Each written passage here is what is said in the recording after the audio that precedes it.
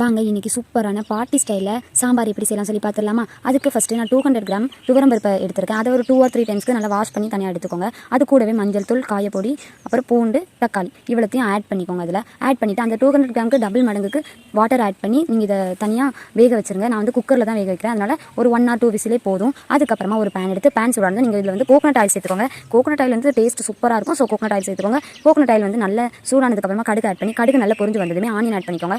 Onion நல்ல brown கலரில் வந்ததுமே தேங்காய் வந்து துருவி ஆட் பண்ணிக்கோங்க. அந்த தேங்காய் பூ ஆட் பண்ணதுமே அதையுமே நல்லா வதக்கி விட்டுட்டு அது கொஞ்சம் லைட்டாக ப்ரௌன் கலரில் வந்ததுமே கருவேப்பிலை ஆட் பண்ணிக்கோங்க. கருவேப்பிலையை நல்லா வதக்கிட்டு ஒரு 2 or 3 பச்சை மிளகாய் வந்து கீரி ஆட் பண்ணிக்கோங்க. கீரி ஆட் பண்ணிவிட்டு அதையுமே நல்லா வதக்கி விட்டுட்டு உங்கள்கிட்ட என்னென்ன வெஜிடபிள்ஸ் இருக்கோ அது எல்லாமே ஆட் பண்ணிக்கோங்க. நான் என்னெல்லாம் ஆட் பண்ணியிருக்கேன் அப்படின்னா கேரட், பொட்டேட்டோ, அப்புறம் வெண்டைக்காய், அப்புறம் அவரைக்காய் இவ்வளோத்தையும் நான் குட்டி குட்டியாக கட் பண்ணி அதையுமே இதை ஆட் பண்ணி நல்லா மிக்ஸ் பண்ணி விட்டு நல்லா வேக வச்சுக்கோங்க. அது கூடவே லைட்டாக தேவையான அளவுக்கு அந்த காய்கறிக்கு உப்பு ஆட் பண்ணி நல்லா கலரி விட்டுக்கோங்க. அது வேகட்டும். அப்புறம் இன்னொரு சைடு 2 விசில் அடிச்சாச்சு. அதுக்கப்புறமா நீங்கள் இந்த பருப்பு வந்து நல்லா மேஷ் பண்ணி எடுத்துக்கோங்க.